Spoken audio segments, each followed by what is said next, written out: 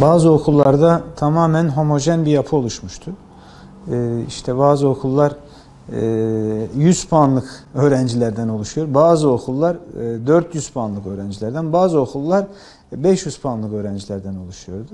Yani bir nevi böyle homojen bir yapı oluşmuş, gruplandırılmış, sınıflandırılmış okullar söz konusuydu. Yani bazı okullarda başarılı öğrenciler tamamen toplanmıştı. Bazı okullarda da yani sınavdan çok yüksek puan alamamış öğrenciler bir araya gelmişlerdi. Bu çok sağlıklı bir yapı ortaya çıkarmamıştı.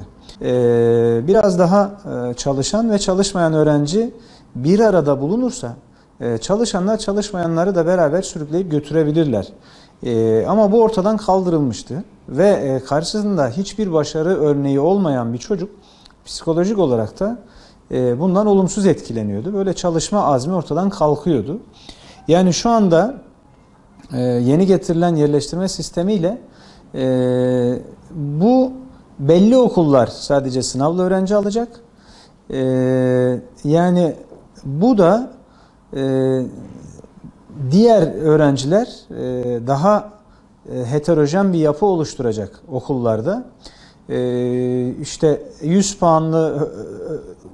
puan kapasitesine sahip öğrenci ile 400 puan kapasitesine sahip öğrenci aynı okulda bulunabilecek. Çünkü adrese dayalı bir sistem esas olacak.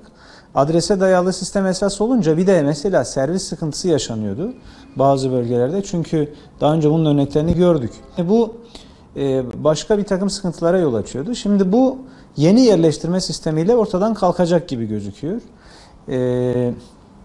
Şimdi olumlu tarafları bu yönden, mesela sınavın isteğe bağlı yapılacak olması işte sınav stresini kısmen de olsa azaltacak.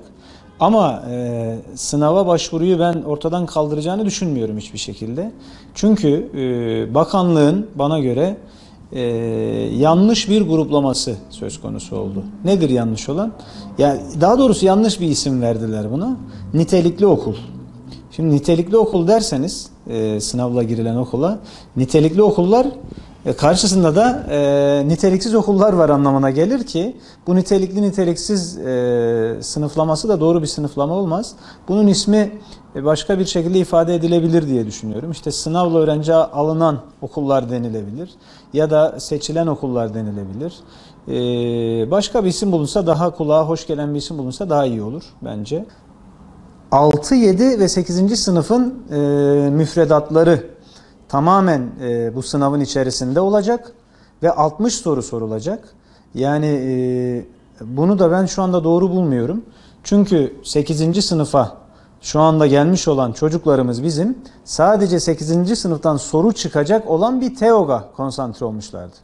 Yani sadece 8. sınıfa çalışıyorlardı. Şimdi siz bu çocuklara 6 ve 7'den de sorumlusunuz derseniz bu çocuklar bir defa derhal gidecek bir dershane ararlar. Derhal gidecek bir kurs ararlar. Özel hoca ararlar. Şimdi hani biz dershaneleri ortadan kaldıracaktık? Hani kurslara ihtiyacı giderecektik? Eğer amacımız buysa lütfen buradan bakanlık yetkililerine sesleniyorum. Bu sene illa da 6, 7, 8'i dahil edeceksek buna bu sene sadece 8 olmalı. Sadece 8'in müfredatı sorulmalı. Önümüzdeki sene 7 ve 8'in müfredatı sorulmalı. Daha sonraki sene 6, 7, 8'e geçilmeli.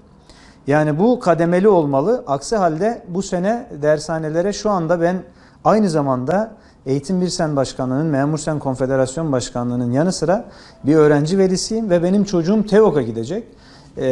Sayın Bakanımız açıklama, TEOG'cuydu daha doğrusu. Hala TEOG'a gidecek diyorum.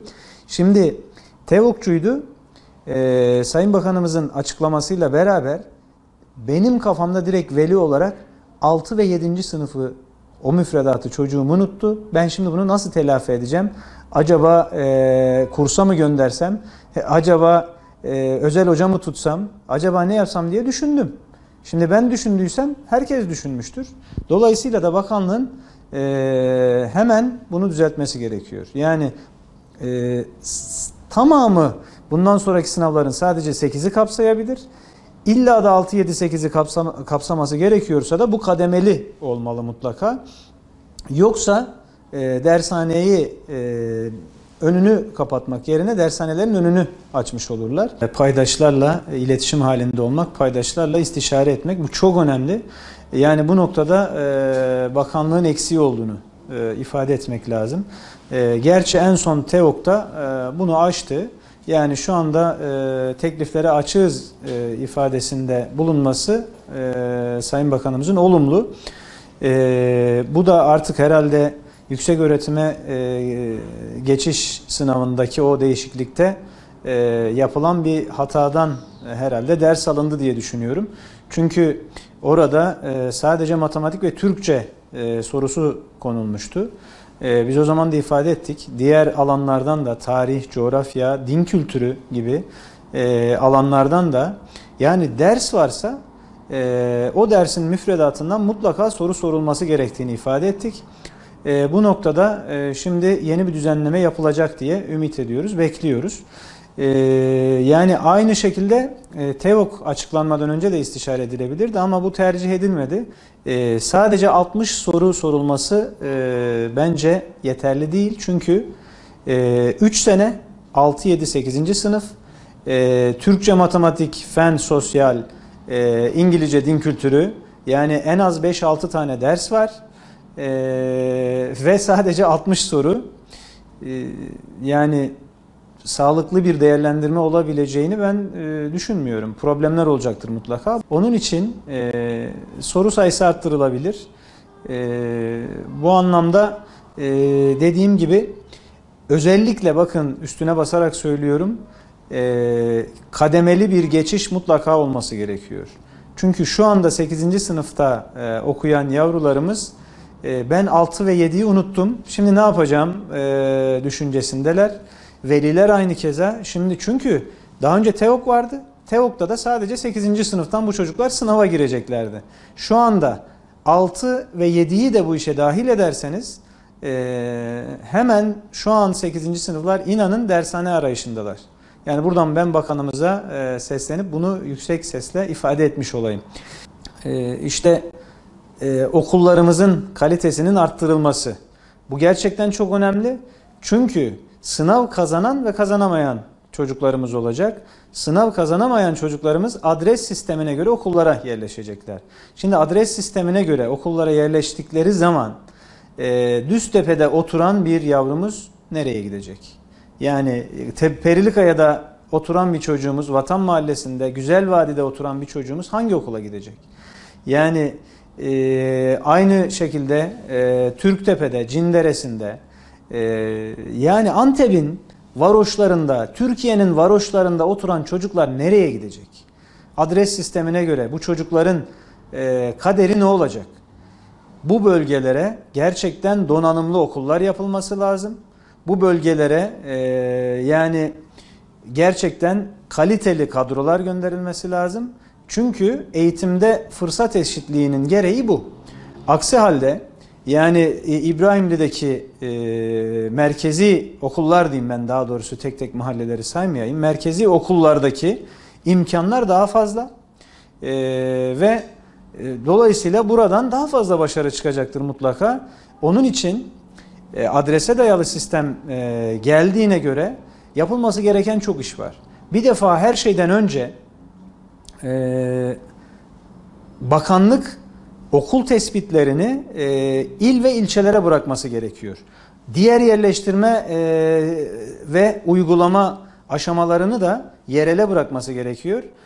Hangi okulların sınavlı okul olacağı, hangi okulların adrese dayalı olacağını en iyi bunlar ortaya çıkacak. Bu aslına bakarsanız bir de şu ana kadar okulların ne kadar planlı yapılıp yapılmadığını da ortaya koyacak. Çünkü şimdi bu sistemde bölgeler tespit edildiğinde şunu göreceğiz. Bazı okullarda kontenjanlar çok yığılma ile karşı karşıya kalacak. Bazı okullarda belki öğrenci sayısı çok komik rakamlarda kalacak. Yani bundan sonra en azından okul planlamalarının nüfus yoğunluğu dikkate alınarak yapılması lazım. Sınavla öğrenci alacak okullardaysa o ilin büyüklüğü, nüfus oranları mutlaka dikkate alınması lazım.